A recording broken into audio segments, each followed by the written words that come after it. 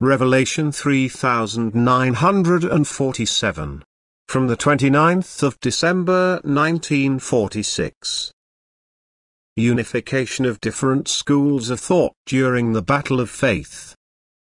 The various schools of thought will, due to their deviation from each other, always quietly fight each other, inasmuch as each will try to lay claim to the truth and will therefore not want to accept the other. Yet, in the last days, they will all walk together, provided Jesus Christ's teaching is their basic principle and they confess His name.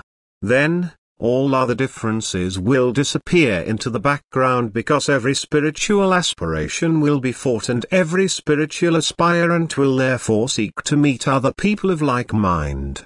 Thus, the teaching of Christ will emerge from every school of thought and their followers will belong to God's parish, to His church, which He Himself founded.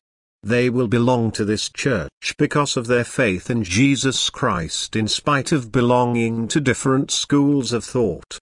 Each one will discard external practices and customs and only pursue the inner connection with Jesus Christ, and each one will foster love, teach love and practice love. The battle against all schools of thought will be carried out particularly brutally, so that half-hearted people of little faith will fall away if they do not have a profoundly living faith, because they will not be able to offer resistance. They will falter under the burden imposed on them by the world. The cause of their failure will rest in the error which can be found in every school of thought, when serious action against them forces them to think about it.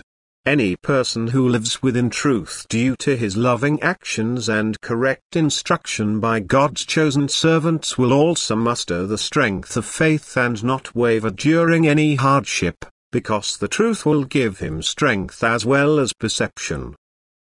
Thus, he will know of the approaching end and the salvation from utmost adversity by God Himself.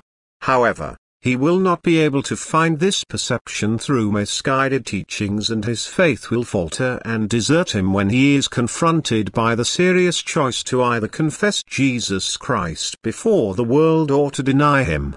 Then the person, whose works of love have made him receptive to God's truth, will be strong. He will offer resistance and need not fear any worldly measures, because he will expect God's help, which he will receive whenever his body or soul experiences hardship. Then the Church of Christ will only be small, and followers of every school of thought will seek refuge in it, and every hatchet will be buried, just as all outward appearances and ceremonial actions will fall by the wayside in view of the immense persecution which all followers will have to fear. For the individual's psychological development it is also beneficial for him to only take notice of the core, to recognize the Christian teaching of love as the core, and thus his faith will be strengthened the more he abides by this teaching.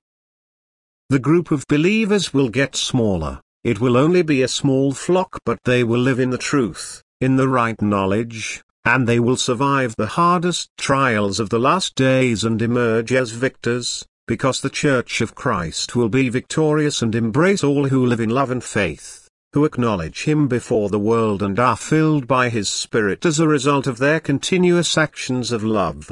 The defenders of Christ will join together from all schools of thought and face up to their last battle, and God Himself will be their commander-in-chief. God Himself will protect them, the shield of faith will cover them and make them invincible. They will fight in the name of Christ and victory will be on their side. Amen.